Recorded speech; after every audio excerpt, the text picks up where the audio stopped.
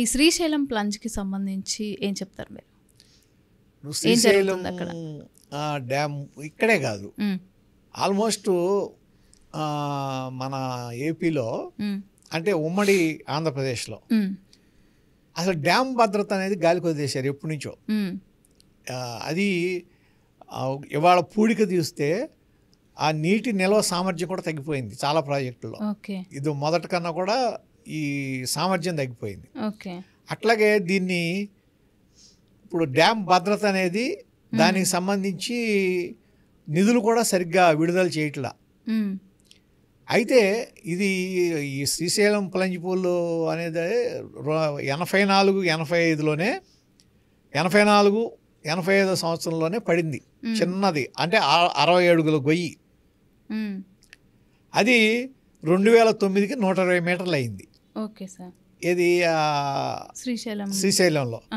అది మొన్న 2022 సమయానికల్లా 270 మీటర్ల పొడవు, 400 మీటర్లు వెడల్పు, అంత పెద్దది అయింది. ఆ రోజున మీకు జలవనరుల శాఖ సెంట్రల్లో సిడబ్ల్యూసి వాళ్ళు హెచ్చరించారు, వెంటనే పూడ్చాలి దాన్ని, లేకపోతే డ్యామ్ భద్రత కూడా ముప్పు వస్తుంది అని.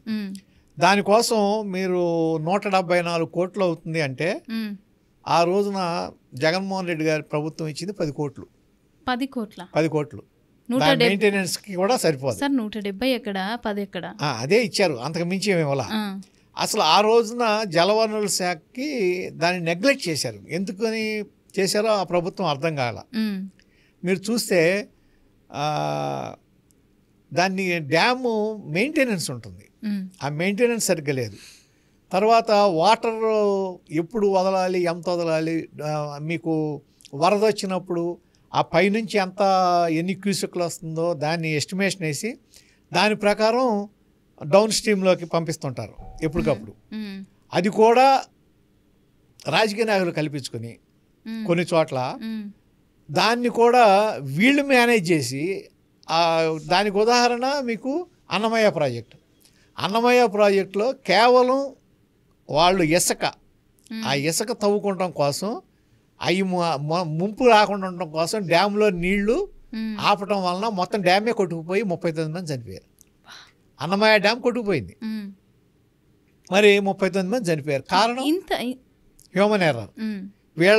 వీళ్ళ యొక్క ఇది కేవలం ఇసుక కోసం చేసిన పని అది. ఎందుకు సార్ ఇంత దారుణంగా ఎందుకు? అదే ప్రభుత్వం నిద్రపోతుంది. ఏంటంటే డ్యామ్ అంటే ఏంటి, ఇప్పుడు అదే మీకు పులిచింతలో ఉంది, గేటు కొట్టుకుపోయింది. ఇప్పుడు ధవళేశ్వరం బ్యారేజ్ ఉంది రాజమండ్రిలో, దాంట్లో 100 గేట్లు ఇప్పుడు రిపేర్ చేయాలి. 100 గేట్లు రిపేర్ చేయాలి. గుండ్లకమ్మ గేట్ కొట్టుకుపోయింది.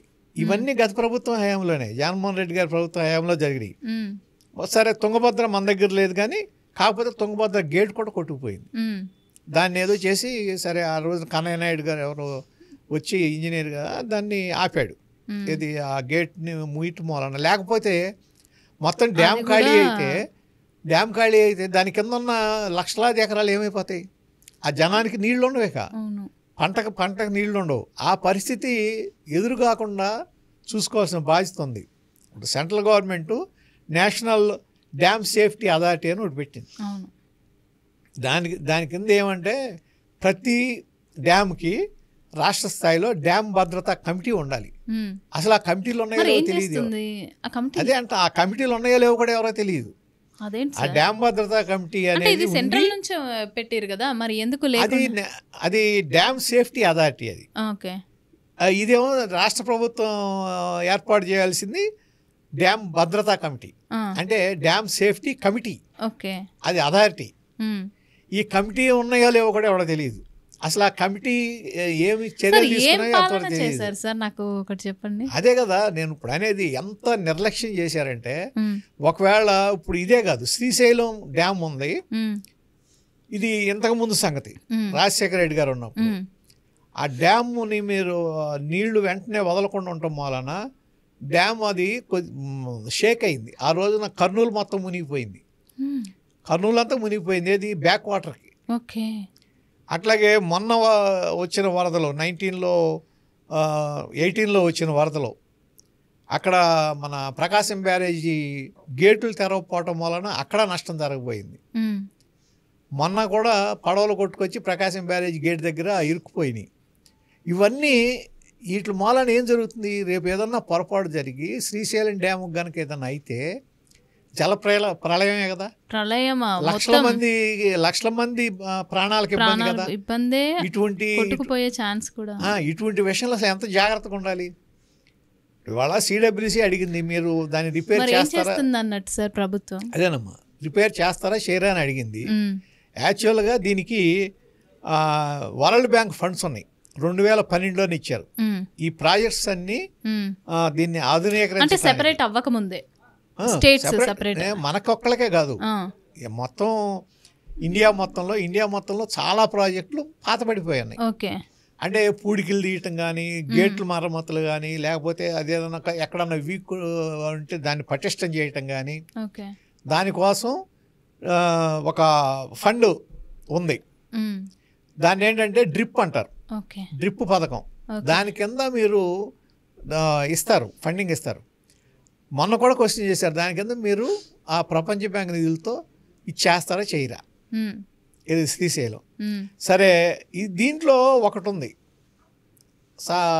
ఇది శ్రీశైలం డ్యామ్ విషయంలో ఇప్పుడు మెయింటెనెన్స్ ఏపీ చేస్తుంది, ఆంధ్రప్రదేశ్.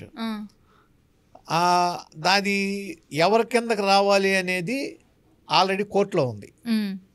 అంటే ఎవరి కిందకి అనంటే ఏపీ తెలంగాణలో 2 స్టేట్లలో మెయింటెనెన్స్ ఎవరు చేయాలి అనే దాన్ని అది దీంట్లో ఉంది. ఏపీ ఏముంటుందంటే సెంట్రల్ గవర్నమెంట్ టేక్ ఓవర్ చేయమంటే కాదు అనేది ఒక కేసు ఉంది. ఇప్పుడు ఏమొస్తుంది ఇక్కడ, ఈ 200 కోట్లు 400 కోట్లు ఎంతో 300 కోట్లు అవుతుంది అంటున్నారు కదా మొత్తం ఇవాళ. అది చేస్తే అది ఏ రాష్ట్రం భరించాలి